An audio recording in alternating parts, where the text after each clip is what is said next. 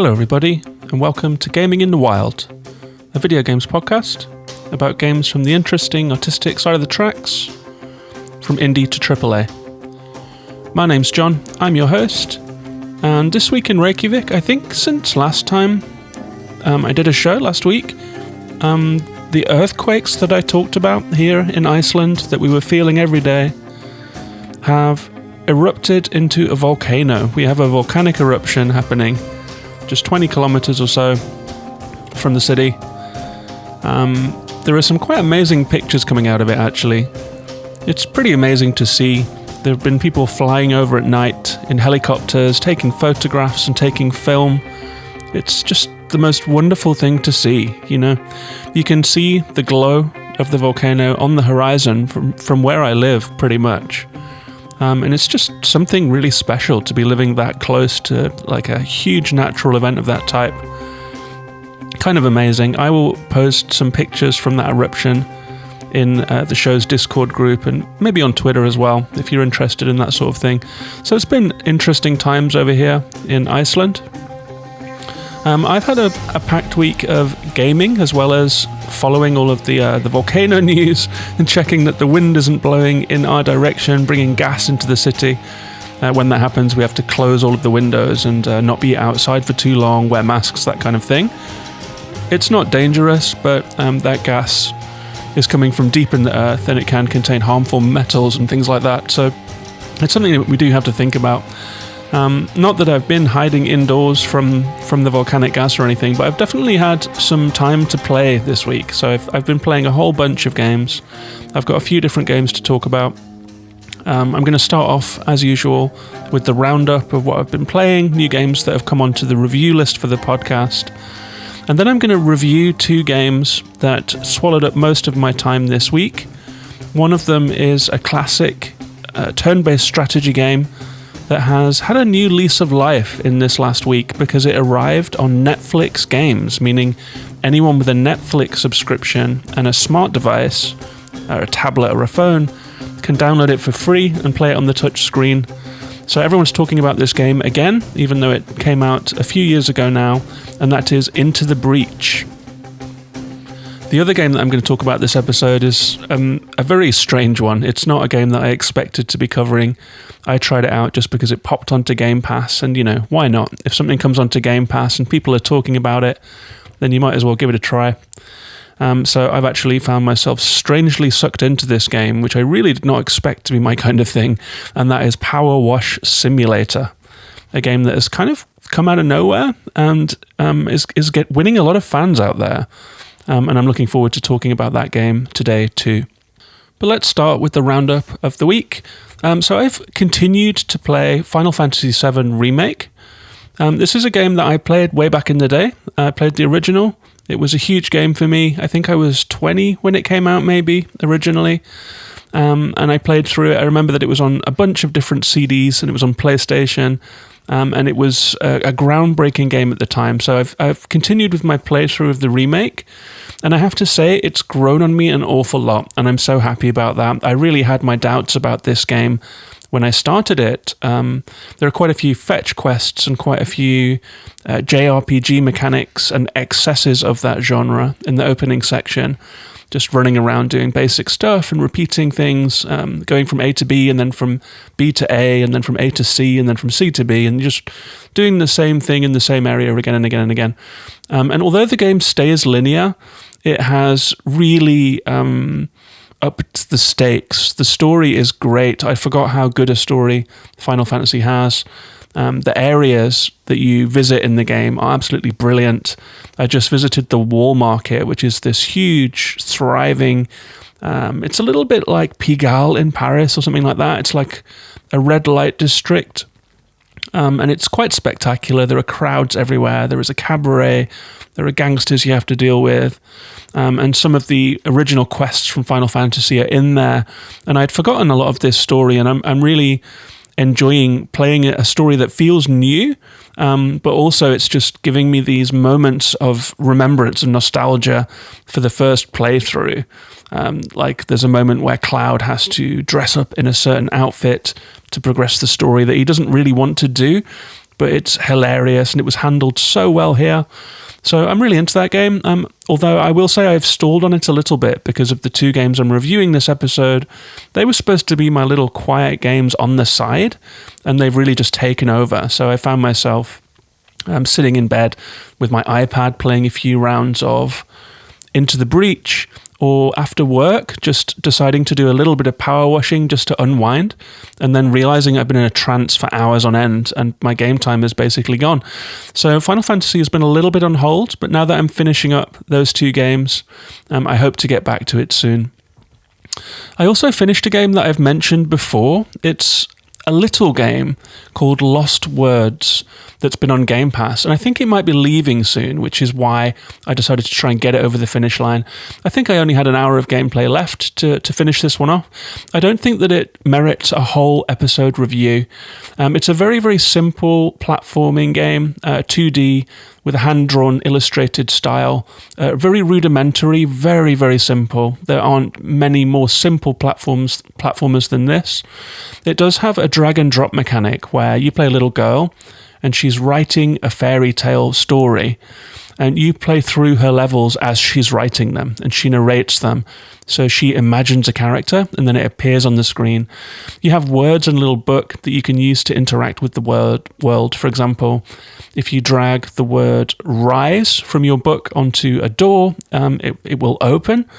A drawbridge or something like that. If you are in front of a broken bridge, you can drag mend onto it and it will just reassemble before your eyes so you can proceed. This is a game that I think is pretty squarely aimed at children.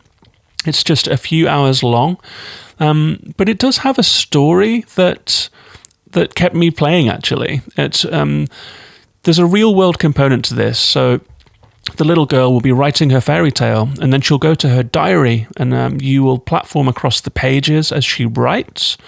And she's going through some things in life. She suffers a bereavement, and in her diary, she talks about how she's struggling with that. She talks about some doubt and some depression that she's feeling, and then she'll try and process those feelings into the fairy tale.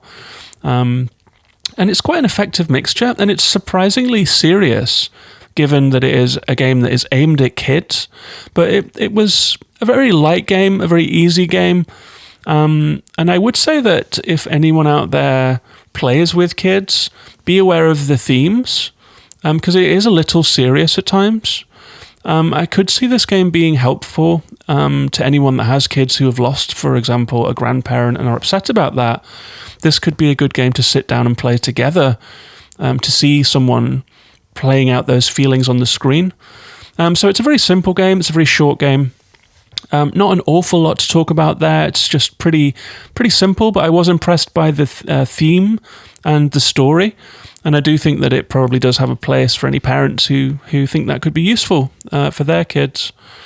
I added a few more games to my list as well. I got a promo for Hindsight. This is a new game from Annapurna Interactive. It's another one of these memory lane type games, like an emotional walk through the past. In this game, the twist is that you can, for example, it's a low poly, first person. You look down, you see a cardboard box, you open the box, and inside the box you can see another scene. So you click on it and your perspective flies into the box and you find yourself in a living room. And then you look around the living room, you're looking for something to click on, you see a mirror, you click on that and then you fly through the mirror. And there's a story being told here. It reminds me a little bit of A Memoir Blue, another Annapurna game that came out earlier this year. I did not like A Memoir Blue one bit and did a pretty negative review of it here. But Hindsight has better gameplay. It's a little more interesting. It's basically just looking around and then finding the object that you need to click on. But it's a little more fluid. I only played a couple of minutes of it to check it out, so it's just my cursory first impression, and it left enough of an impression on me to continue it, so I'll be playing that next week. I've also added Citizen Sleeper's first DLC, Flux, to my list.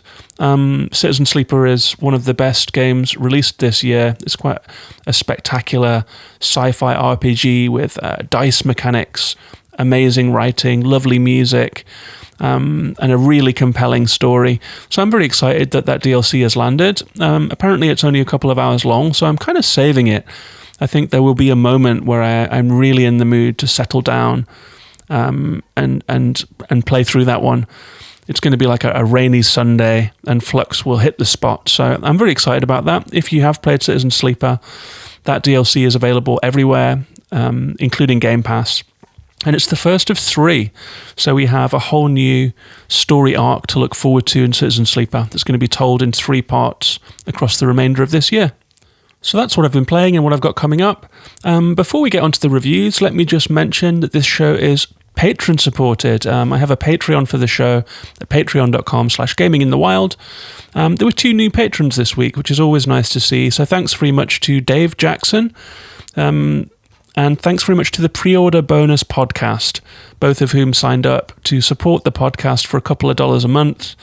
I will say that Dave runs a podcast himself called Tales from the Backlog, and I listen to that podcast all the time, and I also listen to the Pre-Order Bonus Podcast, so it's really nice that 2 podcasters of shows that I listen to have decided to support Gaming in the Wild. I really appreciate it, so thanks very much to Dave, and thanks to the Pre-Order Bonus Podcast. One of the perks of being a patron of this show is that you get invited to the Discord, where there's a whole bunch of people just talking about games all day, every day, talking about what they're playing, recommending things, flagging up sales, helping each other out when they're stuck, sharing all kinds of fun stuff. So if you'd like to come and join us in that Discord, it's growing all the time, and it's a really nice bunch of people. It's a very calm and mellow corner of the internet. Everyone is very, very nice to each other.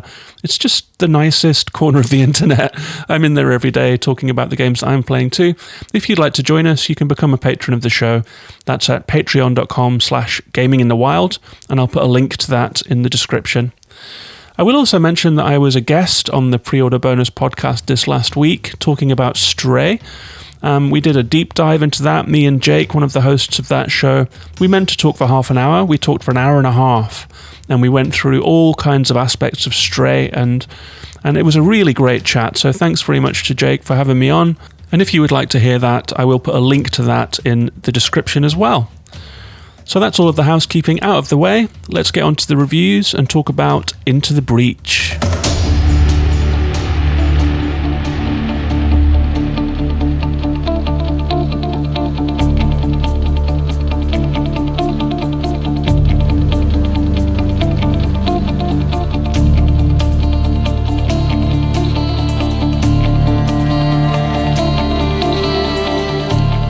So Into the Breach is a 2018 game by Subset Games. It was originally released for Windows and Mac. It's on Linux as well, and it got a Switch release back then too, but it's recently re-entered the gaming discourse because it arrived on iOS exclusively via Netflix. This is kind of an interesting turn up for the books, the fact that Netflix are basically running an Apple Arcade style selection of games that you get free with your Netflix subscription. You can download them straight onto your iPhone, and the fact that they are doing games like Into the Breach immediately puts them ahead of Apple Arcade in my view, which has deteriorated an awful lot from the days when we used to get games like Nuts and The Pathless and really interesting games on Apple Arcade. It's a lot of fruit games, a lot of Fruity Ninja, Crossy Road, Match 3 games, and like little time-passing games. So the fact that Netflix has Into the Breach, an indie classic, I would say, is interesting. And if they're going to go into porting indie classics onto touchscreen, this could be pretty interesting for those of us who like to play on an iPad or on an iPhone. I actually played this one on an iPad. It looked lovely, the pixel art looked great, and the touch controls worked very well. You really just tap a unit that you want to control, tap where you want to go, and then use a touchscreen button interface to do attacks and special moves and all of that kind of stuff. So it worked really well. I mean, if I didn't know, this game could have been designed for touchscreen. It works so well. How Long to Beat has the game at 5.5 hours for the story. That's about how long it took me to complete it. I've just finished my first successful run right before recording. Metacritic has the game at 90%. It is basically a beloved indie game, I would say. When I did a recent Twitter thread saying, what do you think of as a perfect game? Into the Breach was mentioned several times, including by friend of the show Brad Galloway, and a whole bunch of other people said Into the Breach, and I can see why. It's a game that does what it does well. It doesn't overstay its welcome. Everything it does is well put together. It's got the feeling of a well put together indie game. And I kind of wish I'd played it earlier. I think I've always had it on my radar, but I just haven't played a strategy game for so long. And I wasn't really feeling it. But now that I play this game, I wish I'd played it sooner. And the devs describe it as: control powerful mechs from the future to defeat an alien threat. Each attempt to save the world presents a new randomly generated challenge in this turn-based strategy game. And my take on this one is that it's a miniature roguelike tactics game in which you use 3 mechs in small chess-like bouts of turn-based combat. Balance attack and defense and think on your feet in a polished, pristine indie game. So Into the Breach is an isometric pixel art turn-based strategy game. You're looking down at the isometric board. There are squares that you can move into. Some of them are taken up by buildings or mountains, things like that, water, terrain. You have 3 units. You choose where they drop on the map. You can see a few of the enemies. You're fighting against the Vec. This is an insect alien race. They come out of the ground, so they spawn onto the map, and you have to use your 3 mechs to try and survive several rounds of combat. By hook or by crook, and it gets kind of interesting the different ways that you can do that. So it's tile-based movement and attacks using the occasional special ability, trying to outthink the enemy, and just trying to survive, really. And there is a nice little story to the game. It's not very deep, it's pretty surface level, but there is some nice world building here. You'll deal with CEOs who rule over the last islands of humanity. You'll get pilots that have personalities that appear in different runs. Because you're in a time loop where the Vec are defeating humanity, and at the end of each run, if you die, you go back in time to try again, and you get a different array of pilots, and each pilot comes with a different boon. So it's a roguelike in essence, where you're going to be repeating the same little gauntlet of battles to try and wipe out the Vec. But it's got this time loop story with it. Your mech pilots are called Rift Walkers. There are 4 islands left on the Earth, and the fact that each one is run by a company which has like a corporate HQ and a CEO that you talk to in little screens between battles gives it a little cyberpunk element. So there is a little bit of a cyberpunk world here, there's a little bit of a mech battling sci-fi story here, and a couple of very, very minimal characters, your pilots, that you're going to be controlling in various runs. And the game is presented with an overworld map with a really cool pixel art UI. You can see the 4 islands. You unlock them as you play. You have to beat an island to unlock the next one. But as you open them, you can take them on in different orders. When you click on an island, you zoom in and you can see that each island is cut into regions. Each region has a mission and a prize. You can see what the prize is, or the bonus that you'll get for defeating it, and you can take those on in any way you want to. And there are quite a few different missions to do. It's a risk and reward scenario, so if you see that it has more rewards, it's probably going to be a harder battle. So based on how well you're doing and what kind of condition you feel that your squad is in, you can choose if you want to take the easy path or the hard path. Each run climaxes with an assault on the Vec nest, and if you get through that level, then you will complete a run. And each battle unfolds on a single screen, which is nice. It's nice and concise, like everything in this game. You can see everything on a single screen, different obstacles each time, different features. Sometimes there'll be rivers, sometimes there'll be ice, sometimes there'll be ice that you can fall through if a shell falls on it. And so you have to consider the terrain. There are civilian buildings that you have to defend. If a civilian building is taken out, you will lose a lightning bolt of your energy. The power grid will go down by 1 lightning bolt. And this is a kind of a meta health bar that will come with you from battle to battle. If you lose your entire power grid, I think you have 7 or 8. Each time a civilian building is taken out, you lose one. And if it gets down to 0, then it's game over. So this is a meta health bar that travels with you through your run. And you can recharge it at the end of each island by spending some currency that you get and things like that. And there is a lot of thinking about balance in this game. Like, is it going to serve you well to be really aggressive? Is it going to serve you to try and carry out some risky optional aims for greater rewards on a map? Or do you just want to get through the battle? Because at the end of 3 or 4 or 5 turns, depending on which point of the game you're in, the round will be over. And all you really have to do is survive. If you lose all of your mechs, you die. If your power grid gets down to 0, you die. But you can limp through, lose a couple mechs, and have 1 power bar left. And that means that in the next round, you cannot lose a building or it will be game over for you.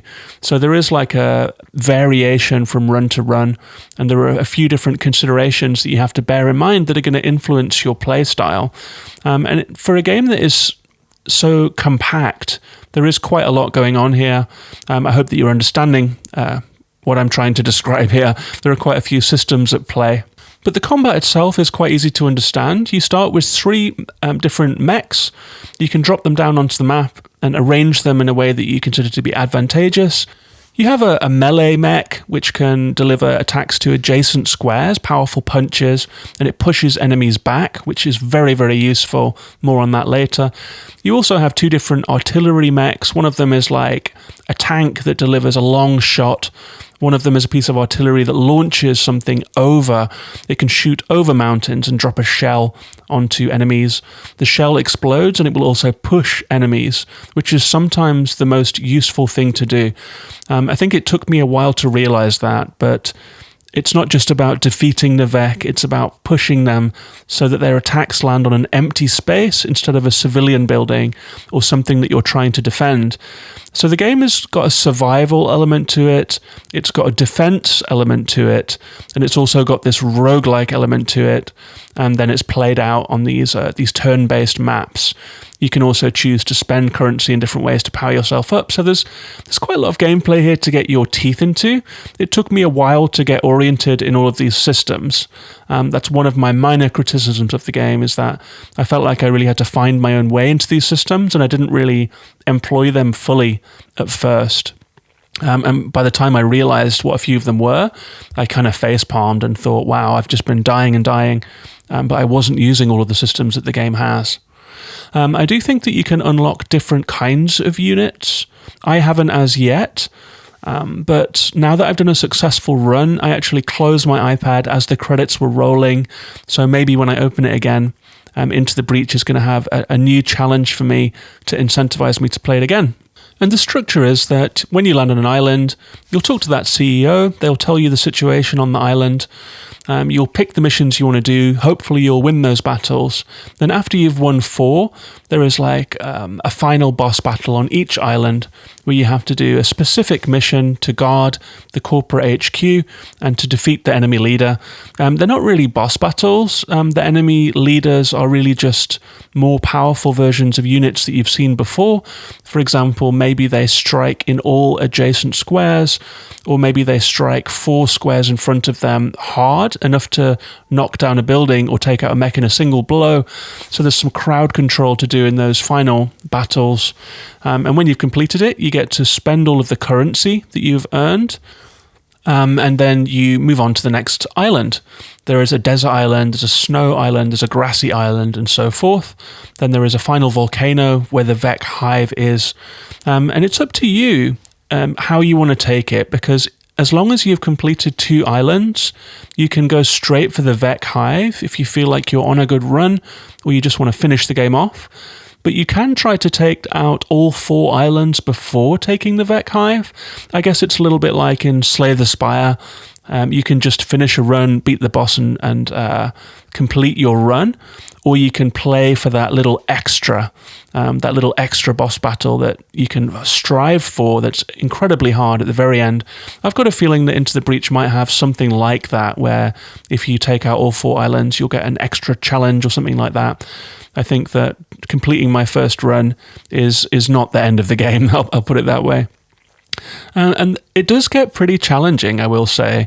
The first island is pretty easy, but once you're oriented in how the game works, in pushing enemies, in survival, in using the different abilities of your 3 different types of unit to the best advantage. Once you're at that basic level, which does take, I would say, a couple hours to really get your head around it, even though it's quite a simple game, you can try and take out those 4 islands if you want. Difficulty ramps pretty hard. I haven't yet unlocked the 4th island despite rolling credits, because you don't have to. You can just go straight for the Vec Hive. And I think the thing that I found most interesting about this turn-based battle system is the variety of missions. The fact that it's not just about winning, like the fact that there are aims, like optional aims, for example, defend a power station or break a dam or defend 2 rockets as they are taking off. If you can manage to fulfill those aims, you'll get extra equipment, or you'll get a new pilot, or you'll get power-ups, reactor cores, things that you can spend on improving your mechs between the battles. But really, you just have to survive. If you survive 3, 4, or 5 turns, depending on what kind of battle it is, you'll progress. But those power-ups that you get will really make or break your run. And so there's a lot of risk and reward here. I like that there is a lot of different types of battle. Sometimes you are defending something against an onslaught. Sometimes there are storms that will take out an area in each turn, so you have to avoid those whilst trying to protect all the buildings and so forth. And what you're doing in those missions depends really on the state of your squad. If you desperately need to, for example, refill your power grid, then you might stretch extra far to try and complete that optional mission and refill your power grid by 1 bar just to try and survive in the game. So it's quite dynamic from run to run in a way that I quite liked.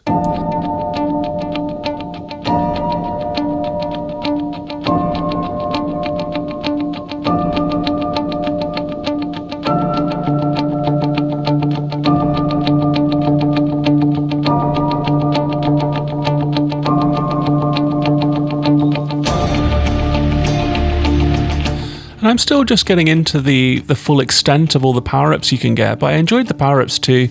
I like that there are passive power-ups. For example, your melee bot can now charge any distance before punching in a straight line, or when your power grid gets down to 1 bar and you're at death's door, every building suddenly gets a shield, which gives it 1 free hit before it's destroyed.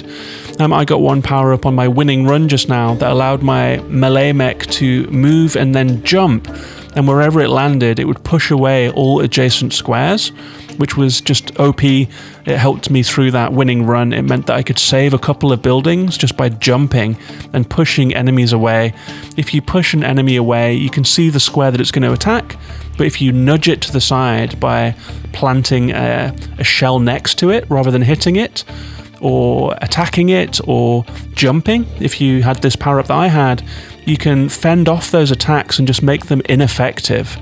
The same goes for these different kinds of Vec. There's a beetle that will charge at a building and just mash it. But if you can nudge the beetle to one side, you can make it charge into a mountain instead. There is also impact damage, so if you punch a Vec into a mountain, then it will take an extra point of damage. Sometimes the Vec will web your mech so you can't move, and then you have to free it. If it's a mech that you were planning on using for an important move, you can use one of your others to free it and then move it. So there's a lot of different strategy at play here. And for a simple game, it gets quite deep. You can also just power up your mechs with these reactor cores that you get to open up new weapon abilities, get extra health, be able to move faster, that kind of thing. So there is room for customization here, and it's really enjoyable. It's quite addictive, and there's a lot to do in this game. I would say that on the good side, it's a very concise game. Nothing is out of place, not hair out of place. The art style is good. I liked the board game feel and the chess-like feel.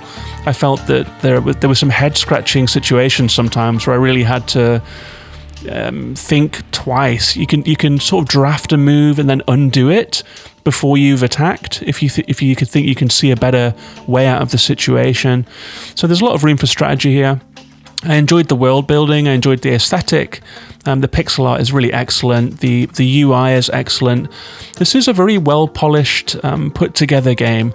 It was flawless, it ran flawlessly, there were no bugs, it's a little beauty really. The bad things for me were that in my first few runs I didn't realise the extent of the power-ups.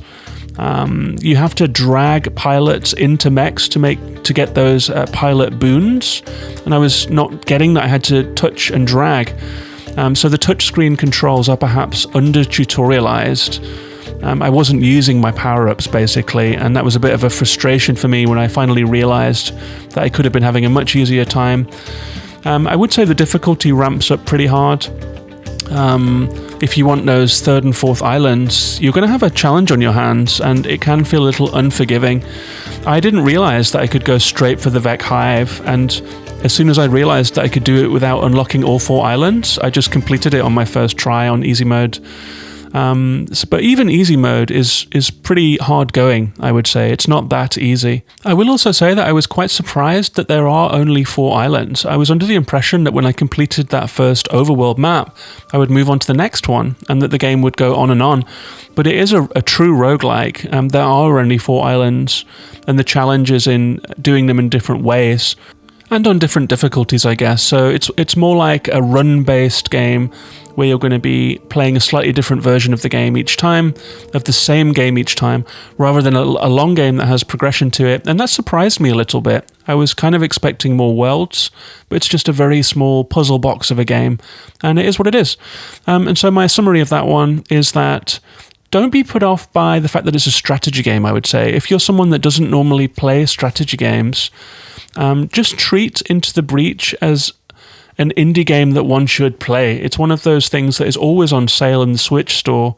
And if you have Netflix, you have access to it for free now on an iOS device. I think this is a very well put together game. It's really fun. And much like I would recommend games like Inscription or Signs of the Sojourner or Griftlands as just very, very good video games that people should play, even if they don't like deck builders or they don't like card-based video games or they're not familiar with that genre. I would say in the same way, I would recommend Into the Breach to anyone that likes good video games, especially indie games. Even if you're not a strategy game player, give this one a try. That's a really good game. That's Into the Breach.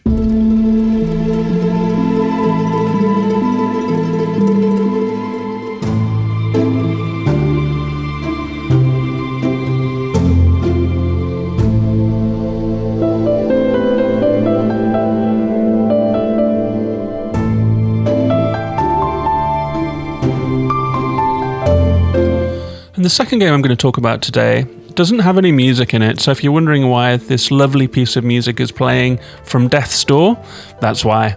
I just thought I would use something nice while I talk about PowerWash Simulator. This is a 2022 game by Future Labs, published by Square Enix for some reason. It's available on Game Pass and Windows. It currently has a score on Metacritic of 76, which is kind of on the money. It's a game that's perfect at what it does, but it's not huge in scope. It does one thing very well, and I think that kind of cuts both ways. How Long to Beat has it at 26 hours, so it's a sizable game. This checks out. I'm at 20 hours in now, which is amazing to me that I've sunk so much time into this game. And I have a handful of jobs left, so yeah, 26 sounds about right. And the devs say about this game, release the pressure with PowerWash Simulator. Wash away your worries with the soothing sounds of high-pressure water. Fire up your power washer and blast away every speck of dirt and grime you can find. Build your own power washing business, unlock new tools, all with the simple satisfaction of power washing to a sparkling finish.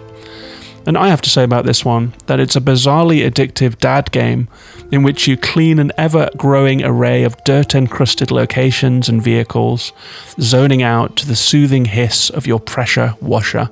And I guess this game belongs to a certain lineage of games. For example, Lawn Mowing Simulator and Farming Simulator. It's definitely in that vein of chorecore games, is something that I heard it described as by Skillup. Chorecore is a really funny way to label these games. You're just carrying out like a repetitive basic activity. It's almost like a tidying simulator or something like that, you know. And certain types of people extract enjoyment from putting things in order, from cleaning, from doing the kind of things that you do in these games, from repetitive activities.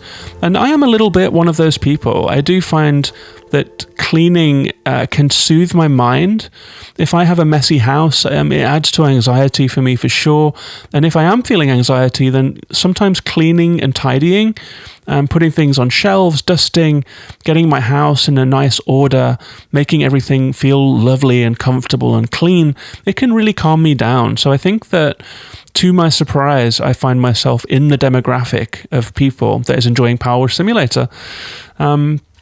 Also, it's had a lot of buzz since it came out. I think people have given this one a try. Some people because it was published by Square Enix, some people because it was free on Game Pass, and some people because they like these simulator games, you know. So there's quite a wide cross-section of people giving this one a try, and people are really into it. The Steam reviews are great, and I guess this game is becoming a little bit of a cult hit this year. And I will say that the people who made this game are clearly really into this power washing thing. I've never picked up a power washer in my life, but you can see from the detail in this game that they really care about this, that they like to use power washers. The way that the water makes different sounds when it hits wood or plastic or metal, the way that the intensity of the sound, the hiss of the hose will increase based on if you're using like a lush, soft spray with a wide fan, or and it will patter like rain almost through to a super aggressive hiss if you're using the highest pressure. The way that different types of dirt will bubble or dilute, or like black grime will kind of flow with the water, or stay stubbornly present, or gum will just stay there until you really, really notch up the pressure. The devs have put a lot of attention and detail and love into this game, and for such a dry, strange concept, I will say that it's executed to a really high level. But what is PowerWash Simulator? It's a first-person game. You are shooting, so I guess it's like a first-person shooter, except you're shooting a hose, and you're shooting at dirt instead of zombie Nazis or whatever. Maybe it's like a first-person cleaning game, first-person cleaner. Maybe it's the first-person cleaner. It could have coined a whole new genre. You can see your hand in front of you, you can see the hose that you're holding and the nozzle that you're using, and you arrive at locations that are dirt encrusted, absolutely disgusting. They are very small, and they start off quite small. For example, a child's play park, or a simple car in a garage, and you just have to clean the car. You have to use the hoses that you have, the nozzles that you have. You have to wipe away all of the dirt. There is a weapon wheel that you can use to use your various extenders to reach further, the soap nozzle to get away more stubborn dirt, the pressure hose and that kind of thing. And away you go. It's a pretty simple game. It's visually, I would say it belongs somewhere alongside like a Portal type game. It's got that Valve-y polygon feel to it, that first person feel. There's a little bit of physics in here. For example, if you see a ball, you can spray it and it will bounce away. There's little amusements in the levels. But the structure of the game is kind of interesting. There is a career mode in this game. There's a very loose story in which you're starting out to do a cleaning business, and you'll be texted about each job. You can pull up your tablet to look at the details of the job. You'll get messages from your client telling you about the things that you're cleaning. For example, if it's an old camper van, maybe it's an old person who has had lots of adventures in this van, and they'll text you occasionally as you pass milestones in the cleaning job. You'll get texts that will appear on the screen. It's very low key, and it's a point of interest, but it does add a little something. Each job earns money, and then you can spend that money on better equipment, and you will need that equipment because some of the later stages require more powerful hoses, or they require you to be able to reach higher. For example, if you're trying to spray graffiti off a building that is behind a fence and you're not allowed onto the grounds, you need to be able to shoot from really far. So you're going to need a special extender nozzle. You can quit out of a level if you don't have the right equipment and go and do other jobs to earn more money. But when you complete big jobs, new ones will appear. I think there are 18 scenes to clean, and there's a bunch of vehicles and special missions too. And that's really it. So there's this little career mode, there's the tablet to look at, there's a shop where you can spend your money, different jobs to accept. Then you go into the first person mode and you're confronted by these absolutely grimy scenes where something is just caked in different kinds of mud. You have to try out your different hose nozzles. For example, I think my favorite level was the skate park, because my favorite thing to do in this game is to use a really wide, soft spray and then to just fan it across a large flat area and just see all of the dirt disappear. A little bit like if you're using a squeegee on a dirty windscreen, except you're spraying, so you get that gentle burble of the water in the hose, you get the rain sound of the drops hitting. And so for me, the skate park level was the most fun because I got to use the biggest, widest angle hose, and I got to sweep away huge swathes of dirt every time that I would turn. Some of the jobs are more fiddly. For example, if you get a motorbike with a sidecar, you will need to really get under the hubcaps. You'll need to spray inside the sidecar, under the seats. You'll need to use a power hose on the mirrors, which are the most encrusted. Glass cleans differently compared to plastic, which cleans differently compared to metal. For really stubborn areas, you can buy cleaning fluid, although it's in short supply, so you have to use it wisely. And as you are completing each mission, each job rather, there is a clever little system. There are a couple of clever little systems actually that give you a sense of progression and that help you along. Because if you're just spraying this video game world and cleaning, you might think there would be little pixels of dirt left here and there, or just things that you just don't notice, or things that are hidden in the environment. And while those things are true, and I will talk about my couple of peeves with the game later, I will say that the progress that you make in each job is very well executed, it's very well planned. Each object in each world is itemized, and you can pull up your tablet at any time and see the itemized list of all the things that you have to clean. Each one has a percentage mark of how clean it is. For example, if you are cleaning a motorbike, you will have mirrors, you'll have hubcaps, you'll have tires, you'll have the saddle, you'll have the transmission, suspension, the engine, the fuel tank. And you can see that the fuel tank is 60% completed, and then you know that you need to go back to that fuel tank to finish it off. You can select individual items which will glow, they'll flash in world, so you can find them. And every time you complete one, it will flash in world and you'll see the money going into your account. So you're earning by component. So as you're sweeping your hose across things, you'll be completing things all the time. For example, if you're hosing down a house, you might hose down a couple windows, they flash, you know they're completed. The window frames, and then down to the skirting board and up to the gutter. If you have to get onto the roof, you can use a ladder or a stool or a kind of a climbing frame scaffold to get to really high places. And so you get like a feeling of progression as you're playing. The jobs are cut down into these morsel-sized sense of achievement that you get. So you're really being fed achievement constantly in a way that is pretty cool. And kind of addictive actually, and it helps to manage the tasks, you know, to see where you're going to start and to see your path through each job. You can also tap right on the D-pad and it will reveal all of the grime. It will flash orange. So if you're looking at a window that looks clean, but if you push right, you might see some orange grime that has escaped your eye, and you'll know that you have to spray there harder or use some soap or something like that. So those couple of mechanics really help you along.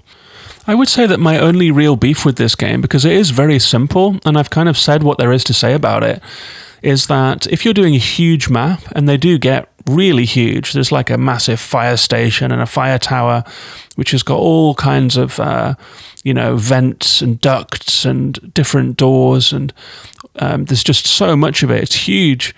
And if you're doing a huge map like that, and then you've only got, you think it looks clean, but the job isn't completing. You go into the itemized list and it says, outer wall 99%, and then you click that on the itemized list and the entire wall of the whole building will flash. And you're like, well, God, what am I supposed to do? Like, hose down the whole thing again? It's just one giant wall, and I've missed a pixel of dirt somewhere. And sometimes when you have like a couple of bits of wood left, like a fence post or something, and there are, 30 fence posts in this environment, you have to walk around and look at them all. Maybe you can see one flashing, but sometimes you just can't get that final pixel. So there was a little bit of frustration at the end there. Sometimes the game seems a little bit picky. Maybe if there is like one tiny pixel of dirt left, it could just complete that object for you, Or maybe if there was something like a sonar that could help you hone in on where the dirt is, or like a little compass that points you in the right direction if you're in one of the huge environments. That could go a long way. But as it stands, this is a pretty good game. This is very relaxing. I really got into the zone with it. Sometimes I would sit down to play 10 minutes of it and realize that I'd played for 2 hours. It's just very soothing.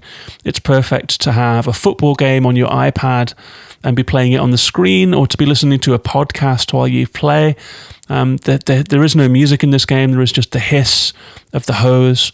It's very, very soothing, and it's ticking the boxes for me. So I've been playing this one, listening to loads of podcasts, watching YouTube, and to my surprise, I've just had an absolutely great time with this one. I'm definitely going to play through and finish it. I'm near the finish line now, I guess. I think I only have a couple more environments to clean. I think this is a really solid game. It's more soothing than I ever would have expected. That's PowerWash Simulator.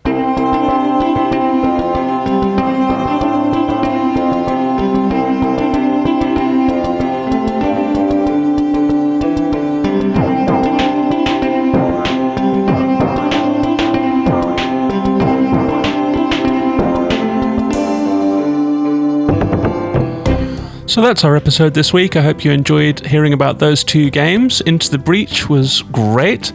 PowerWash Simulator, just the strangest game that I will recommend this year.